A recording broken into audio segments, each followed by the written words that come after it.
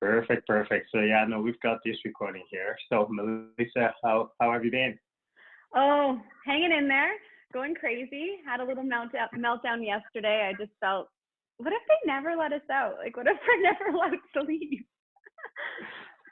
You Oh, know what? but I don't know that that's ever gonna be the case, but I'm hoping that like if everybody just stay in and maybe just do their part now, it can be over sooner than later, right? I hope so. Fingers crossed that we can get out of here sooner rather than later because I'm going crazy being a people person and a business owner and a mom and just it all happening in the four walls of our house. So Oh yes, I guess your kids are home too, right? From yeah, school, and yeah, so then you have yeah. to We're juggle, we're kind of like myself, right? Like you have to juggle yeah, that helping them with the schoolwork that the school's giving, doing your own work, and making sure they're fed. yeah. Especially because my wife works at the hospital. She's a nurse at the hospital, so I'm Oh home my gosh, with the you're kids home. and trying to work from home, right? Yeah, That's it's a crazy. little Yeah, crazy that's right now. it's a little insane right now, but I think everyone's kind of feeling it. So we all have like grace and to each other, and we've been having meetings with clients, and I have like a kid on my lap, and one's coming in and asking questions, and but then on the other side, their kids are doing that too. So I don't think anybody's. If anything, I think it's making us realize how human we all are, and Oh, how absolutely. real and how our clients, you get to know them personally and intimately, and you see a whole different side that you never knew you were going to see. That is true. That is true. So I know you wear many hats. You're a realtor, you're a home builder, you're an entrepreneur. Tell us a little bit about everything that you do. Oh man. Um, I first became a realtor in 2005. And after that, in 2007, we opened Trademark Homes, and I let my license go to focus on new homes. I really had a passion for them. My grandparents owned a home building company growing up. And once I started getting into the new home side, I loved it. I loved it so much that I wanted to focus on it and become an expert in that area and not be pulled away resale wise. Um, Yeah. Through that, over the last 13 years, it's been awesome to see how the residential construction industry in our city has grown and changed, and we're open to creative ideas now, which I think is really exciting. 2 years ago, we had clients coming and asking if I could also list their house or if Trademark has someone that they can work with. And I thought, I built these relationships with these clients. I would love to be able to help them full circle, selling their house that they're in now so they can move into their Trademark house, or help them find a house that they can remodel and put that Trademark touch on it. So that's how I got my license back, because it was kind of like a full circle moment for our company. That's awesome. So you let your license go for about 11 years, and Yeah. then you got it back. So how did you find, I guess the process from 11 years, from back, I guess, 15 years ago now Yeah. to 2 years ago? It was really interesting to come back into this industry after being away for so long. I was thankful that I made really good connections with realtors throughout those 11 years that I was not licensed. Through Royal LePage, that's where I was before. When I came back, it was no question that I wanted to go back to Royal LePage. I still had friends there. It was funny, I was talking to my broker the other day on the phone, and I said something about Summer, my daughter, being 13, and he was like, how is she 13? She was a baby when you were getting your license. And I was like, it goes by so fast. What I found really different was kind of the mentality, I guess I'd say, behind the industry. It became so techy, and there's so much that 11 years ago, I had no idea. We didn't have any web consults that we could do. We didn't have virtual signatures, even the help desk, each brokerage having their website and all their new apps and stuff that they come out. That was the biggest change for me, how technology really advanced our industry while I was gone away from that. You know, it's crazy. I got my real estate license in 2010. And when I got my license, we used to have those carbon copy papers. where you write out the contract, you take the top, you rip the top part off, that goes to the client. The middle part is your copy. The last part belongs to the brokerage. It's crazy how times have changed. And It's you know, insane. now you can do business from home. Really, it's crazy. It's Technology insane. has been really great. Yeah, finding like web forms and everything, that was my hardest part. When you own a business, for us on the new construction side, we made our own procedures, we make our own policies. Coming into an industry that had mandatory forms, web forms, and them all in a central location, it was really overwhelming for me to like be like, I know what form I need. I used to like pull it out of a filing cabinet and rake my 3 copies and hand them in, and now you want me to like go on this website and find it all. So I kind of felt like my grandma in a way, where I'd be like, where is that? I know the form I need, but how do you open it? I phone my broker all the time with like techie questions, and he's like, oh, it's right there. I'm like, why isn't it in like a folder? I just wanted it in a folder. That's amazing. That's amazing. You know, the one thing I wanted to touch on with you, with Trademark, you guys were involved with Hospital of Regina Home Lotteries at one point, right? Yep. And yep. that is a big charity work. How did you guys get involved in that? So that was about 3 years ago. The Hospital of Regina Foundation called to tender, I think at the time it was 5 builders, and they approved you to be tendering on it. How they do it is you'd put in your bid, you'd put in your design, you'd put in everything that you wanted to build, but it had to be a blind tender.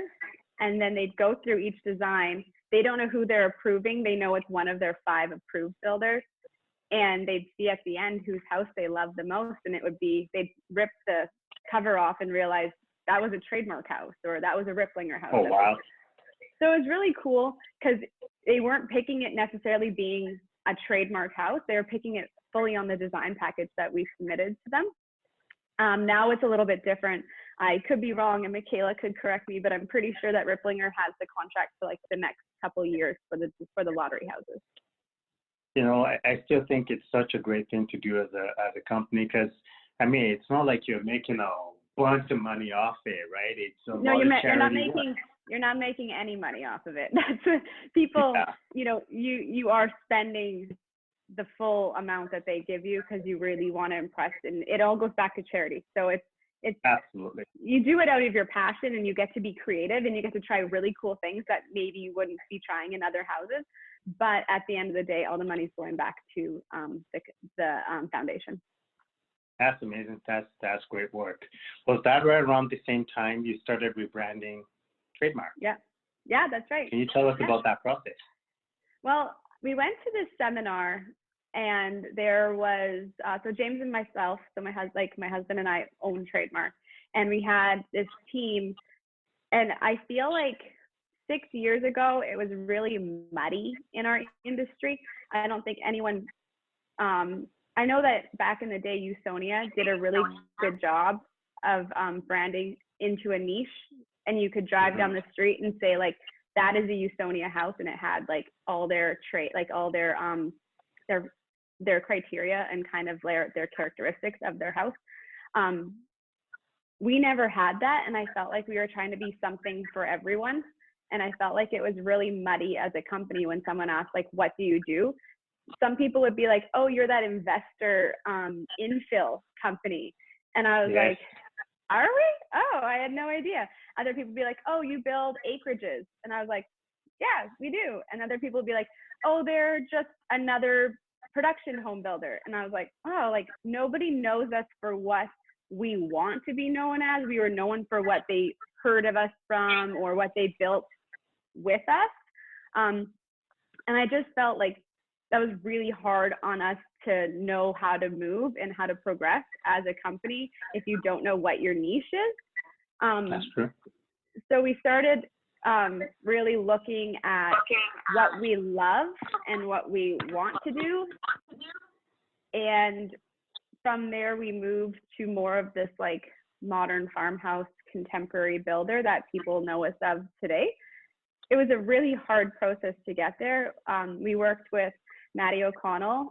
At the time, he was on staff with us, and he did our complete rebrand.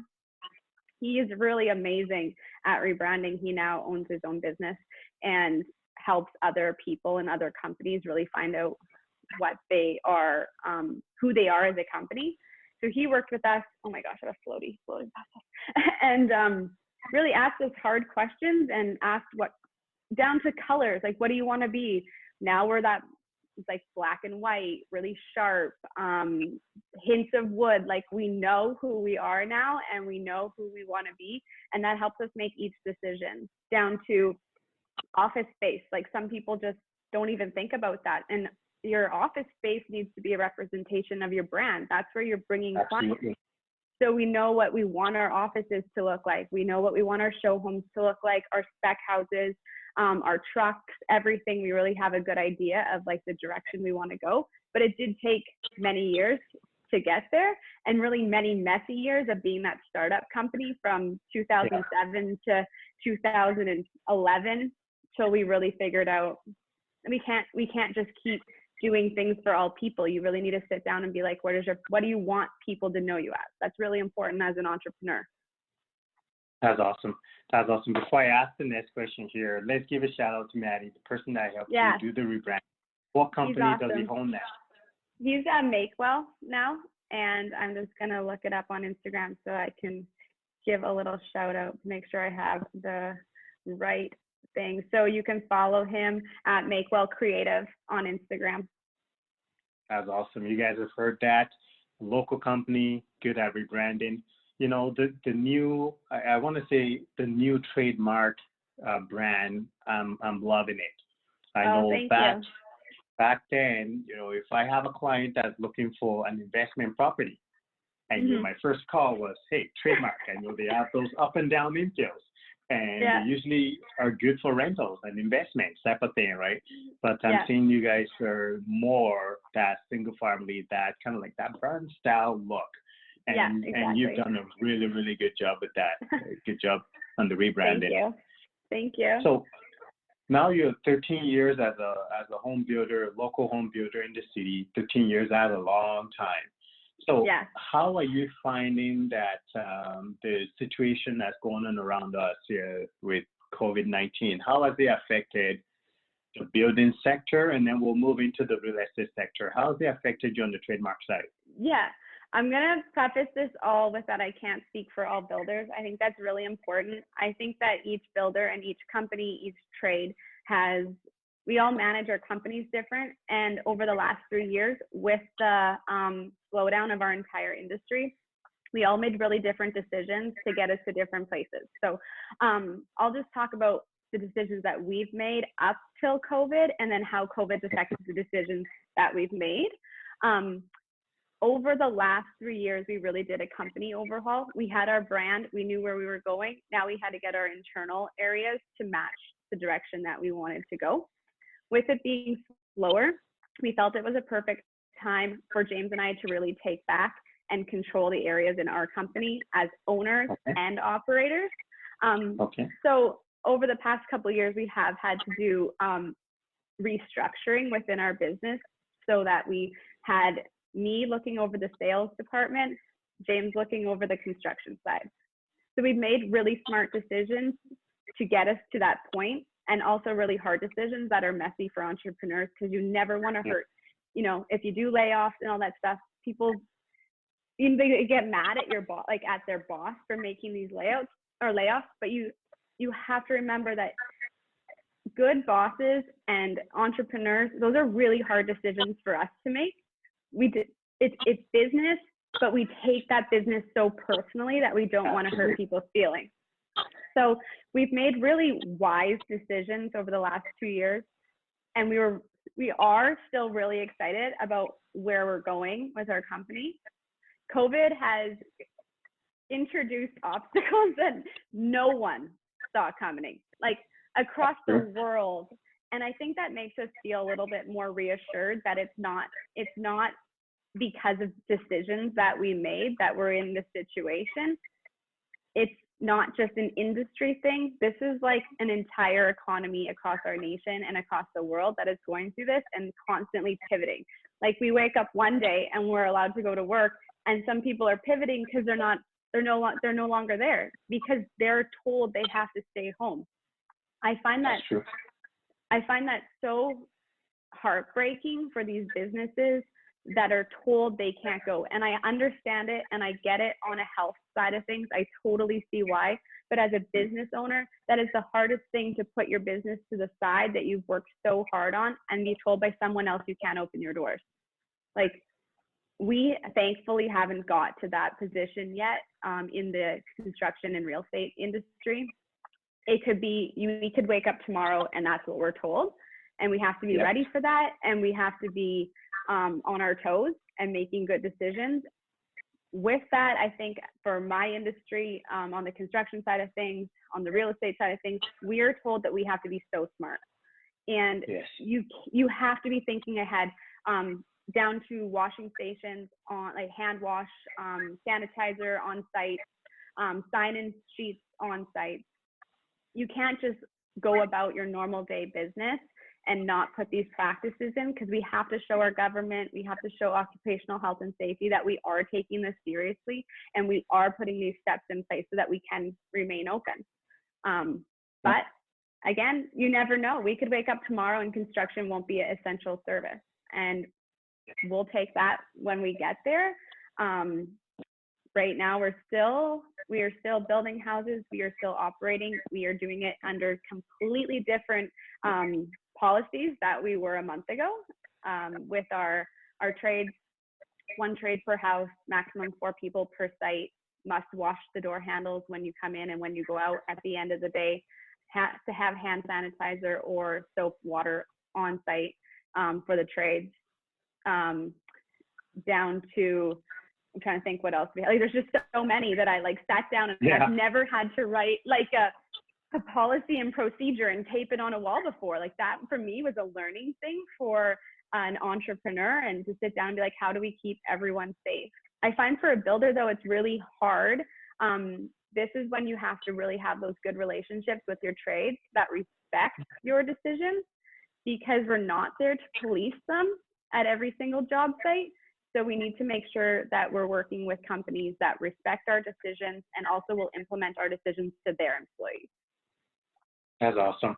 So are you finding that with some of the measures that you've had to take and precautions you've had to take, that say build times are affected, and how are your clients having to wait a little bit longer to get into their home? So right now, we are really lucky that we have about a handful of projects that are actually nearing completion. And in that anyways, we would give the trade their full undivided attention at that site. So those sites haven't really been affected. You know, we always try to give the trim carpenter his own space. We always try to give the painter their own space. So those ones are okay. Right now, it's the ones that are going in the ground, and we're having to tell our clients, like, we're still moving ahead. You just need to be patient, because I could phone you tomorrow and say that it's not. And our clients have been so amazing. We have clients that have sold their house already, and they're like, that's fine. You know, we're going to rent somewhere anyways. We're okay. We have ones that we're going to put their house up for sale, and they're like, we'll deal with it when we get there. Our clients are so excited about their new house that they're okay with waiting however long it takes. I really hope that we can just be smart and be safe and continue to work at a slower pace that gives them the same, you know, end result in 8 months. That's awesome. That's awesome. I'm glad that you are able to set those expectations for your clients ahead of time, and because they're happy building with you, they're willing to wait. Yeah, and I think for us, it's that relationship that we've really established with our clients off the hop. It's being transparent with them and having good communication. I mean, they're emailing with me and James and our construction admin, but we're all on that same email or text messages and group text to me and James. Like, there's no, it's really what we've worked for the last 2 years, is not to have that messy middle between construction and the clients. It's like we're all in the same email, and they are hearing it from the owners who care, and they're working with the owners. So there's not any miscommunication on anyone's part, or they're not, the trust is there too, because they're hearing it. You know, we're Skyping from our bedroom with our kids on our lap, and they're Skyping with us, not necessarily a salesperson who has to talk to a construction manager who has to talk to the owner. Like it's just clean. Yeah, that's awesome. That's awesome. So as an entrepreneur, you understand, and you mentioned this earlier, there's a lot of businesses that are going through hard times right now. And I know the construction industry has been going through hard times for the last 3 years because the economy was down and then you got hit with the PST. I'm glad that the government is doing some rebate with the PST now to try and help out. But what advice would you give to small business owners, local business owners that are affected by COVID? What are some of the things that they can continue to do right now to stay relevant, to stay top of mind, and to maybe continue to grow their business so that they don't have that hard stop and then try to go for a fast start? With SRA call yesterday, we were talking to Kathleen Black, and she was saying you have to do those things in the middle so that you don't have the hard stop and then you try to have the fast start. So what are some of the advice that you can give to small business owners that they can be doing? I'm going to take my own advice in this too, because it's so easy to say it. But we are implementing a lot of stuff on our end. For me, I find that there's always those things that you think I'm too busy to do. And those things are really important that need to get done. For example, overhauling your website is huge right now because everyone's using that platform to do their shopping, to do their research, and to find out more information about your company. We're going through our website right now, making sure that all our galleries are up to date, making sure that we're putting frequently asked questions on our website so that people, they might not have that face-to-face conversation, but they're gonna be researching you so that when this is over, if they want to buy a house or if they want to buy a product, they know where they're going to go and get it. So making sure your website technology, that's huge. I think that's the time to be connecting with people like Maddie over at Makewell or Gerhardt Studios, who we use, and just getting down to your whys and what you want to look like when this is over. Same with stuff like Instagram and Facebook. So many people say, oh, I don't have time to post or I don't have time to blog. Now's your time. Now is your time to be in front, because everyone's sitting here scrolling on their phones. And if you're there and just offering humor, I think is huge. Honesty, being human is big right now. Don't pretend that you're not affected by this. We're all affected by this. Show your true heart. We're going through our Facebook, making sure that all our galleries are now going to be going on our Facebook page so that people can go and just being as top of mind as possible. And where is that? That's right now on your computers and on your phones. That's awesome. That's awesome. That's great advice. I'm also seeing a lot of Facebook groups that are popping up too with support local and support your local restaurants and things like that. Would you advise small businesses to join groups like that so they can be a support for each other? Because I mean, right now, we know as an entrepreneur, you own your company, I own mine, and we always treat it like our baby. And when that's taken away from us, sometimes it can affect us mentally and things like that. So having that support system, I think, is huge. So have you found little groups like that, like Support Local and other Facebook groups like that, to be helpful for small businesses so they know they're not alone and they can be a support for each other? Yeah, I have kind of two thoughts on that. I think that the Support Local is good. I think it's a place that you should be present in the Support Local groups. At the same time, I think that you need to, as a business owner, I feel that I need to be careful because so many people are putting so much on those pages that it really does get buried and your post might not be seen. So don't rely on those groups to get your message out. Make sure you're putting your message out also on your own pages, blogs. Okay. I find that also you have to be careful with where you vent and what you put out on these groups where you are using for not even like a venting place, but that's like the wrong word, but like where you're really sharing what you're struggling with. Because people take what you read and they're like, oh, they're going under, or oh, look at what they're struggling with. be careful with what you're sharing. Make sure it's encouraging. Make sure that if you're asking for help on a topic, that you really preface with why you're asking, or just don't let people read into things, because that's how rumors really start. I think that it's important to surround yourself with Zoom and FaceTime with those that you trust. And a funny thing for me is that our home building industry, we're competitors, but we also want to see each other do really well. And I have conversations with different home builders over the last week of, what are you doing? How are you guys handling this? What are you telling your trades? How are you telling your clients? And I think we're kind of letting our guards down, but at the same time, we're all in this together, and we need to make sure that our message to our trades is consistent. That's really important, because we're using the same trades a lot of the times. Town and Country plumbs for a lot of home builders in Regina. They're probably the largest residential plumbing. They're awesome. But I want to make sure that what Northridge is telling them, and what Harmony is telling them, and what I'm telling them, that we're not giving them mixed signals, because then when they go to site and they have a different policy on my site than they do their site, that's when errors can kind of happen. So I want to make sure that across the industry, we're all using the proper techniques, and we're kind of in this together, and we need to use our competition as also our friends in this. Oh no, and that makes complete sense. I mean, you and I, we're colleagues, but we're also competitors. We work for two different companies. We're both realtors, but we're here today having this conversation, sharing it with the world, to let people know that, you know what, at this time you can be competitors, but you're all in it together, and you all have to help each other at this time. It's not about just you or me. It's about all of us together. And especially right now, when it's down to our clients' health.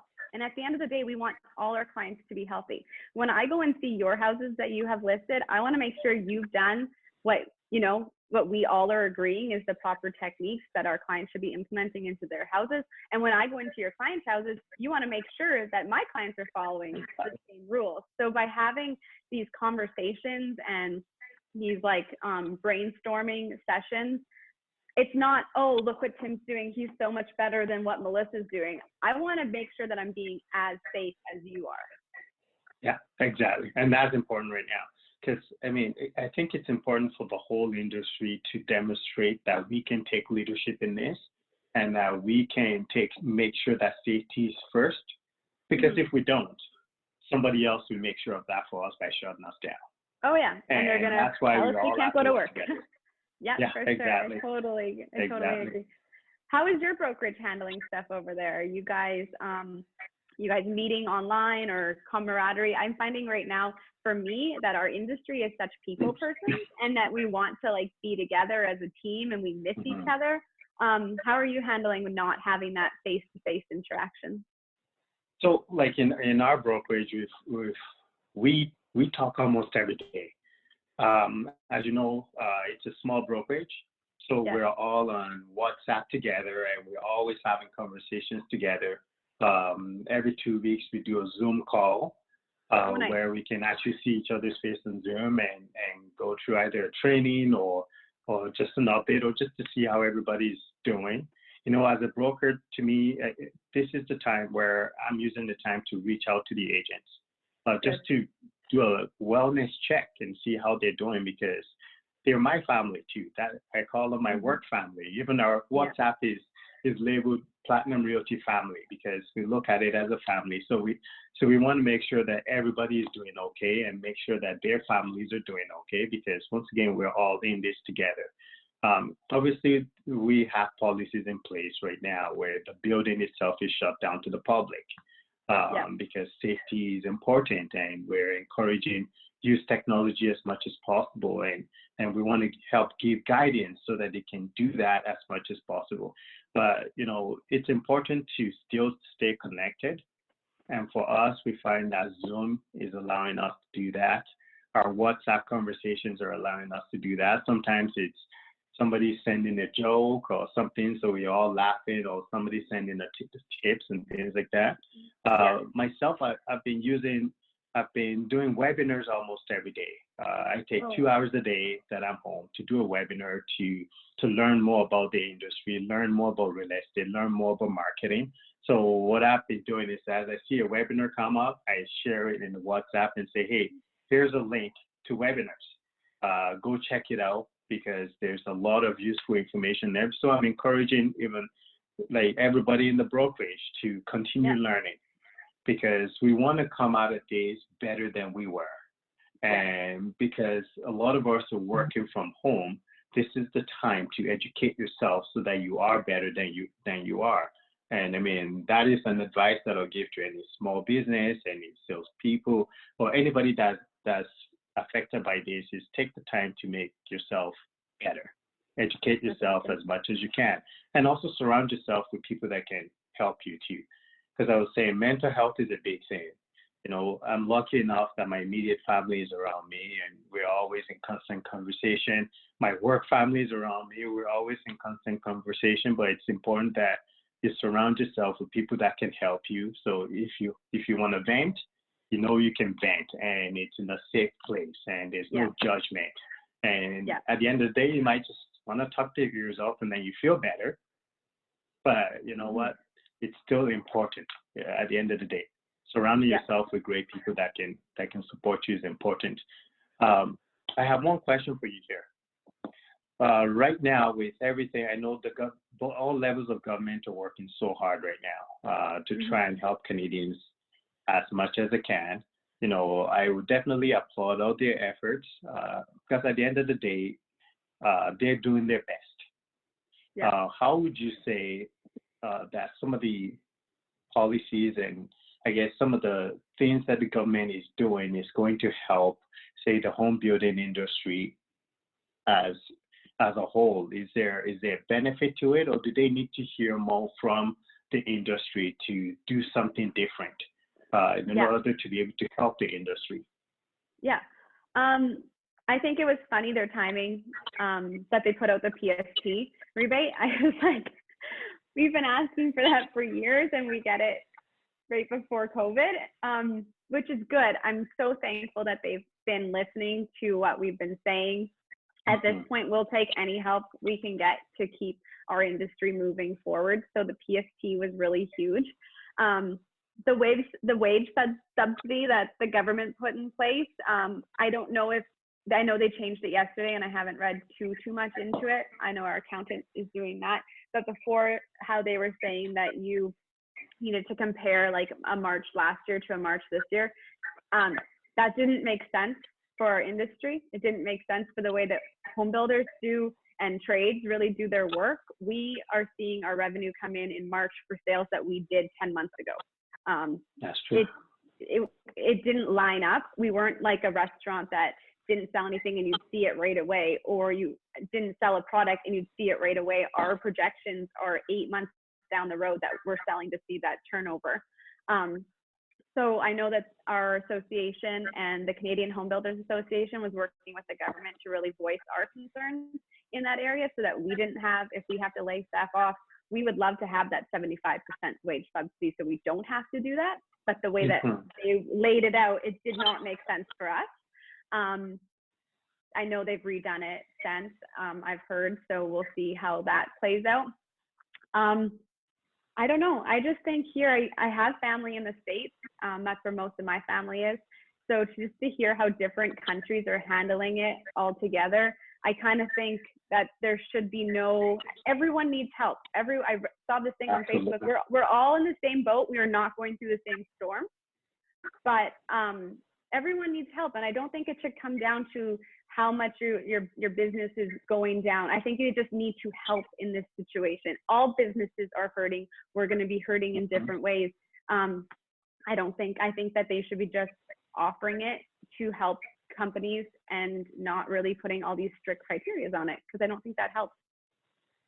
And I know even for realtors, we are in the same boat because the income we're making now is from work we've done a couple of months ago, right? Yeah. So even though for some people the pipeline may be on hold right now, but they still have income coming in from work they did in January and February, which might affect, qualifying for some of these things.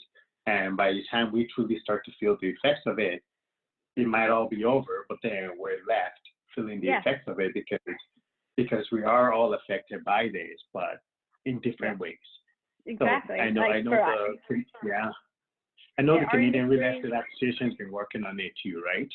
To try and voice our concerns as well, which is great. And even our Saskatchewan CEO, Jason, has been doing a really good job communicating with the government on it to try and make sure that our voice is heard as well, because we're affected in it differently than a salaried worker. Yeah. Exactly. So it'll be interesting because a lot, any real estate developer, home builder, trade company, we're going to see it in that 6 to 8 to 12 weeks is when it's going to hit our businesses as opposed to hitting in next week. Yeah, exactly. So I'm hoping that over the next few days or couple of weeks, the government hears our concerns and they kind of consider us in some of the decisions that they're making. Yeah. So before we end this call here, what would you say is the most important thing you want to share with everybody, whether they're workers or they're entrepreneurs or anything like that? What would be the number one most important thing everybody should keep in mind through all this? That's a big question. I know I put you on the spot. I know I did. Welcome to my TED Talk on this. No. I honestly think that people just need to offer grace. And I think that is so big. I think grace in business, grace in your home, grace to your friends, the community as a whole is so important. Everyone is trying. And I think that is really important to realize. Judgments are not going to be helpful right now. Rumors, they're not going to be helpful right now because everybody wakes up, we're all stressed, we're all trying to figure out what our next steps are. As parents, we are homeschooling, we are distance education, we are juggling working from home. We have people that are running businesses out of their bedrooms now where they were going to the office. Grace is huge in all this, and I think that's really important for everyone to realize that from when you're going grocery shopping, show grace to the people, the elderly, if they need help. Don't be afraid. Do not be afraid to help somebody in this situation, because at the end of the day, it's going to make us all better people, and it's going to be a really hard lesson that we're going to have to learn over the next few months. It's going to be trying on our mental and our emotional and pocketbook on all that. But I truly believe as humans, we're going to come out better at the end and be learning to love and just be accepting. I like that. Thank you. I like that word, grace. For me, yesterday I shared with a couple of people, and for me, my word of the week that I keep repeating myself is, I guess, sentence of the week is, my energy is contagious, so I choose to be the light in a dark place. So positivity, at the end of the day, we're going through a lot, but you still have to keep that positive energy, because that positive energy could make a difference to somebody else that's going through something hard right now. So positivity, grace, those are important words to keep in mind, in my opinion. But hey, thank you so much for coming online with me today. I really, really appreciate it. It was awesome. You know, I think there's a lot of people that's going to learn a lot from you and take a lot out of this year. So thank you so much. You're welcome. Let's go back to homeschooling and working from home. Here I go. All right. Have a great day. Thanks, Tim. See you later. Take care. Bye-bye.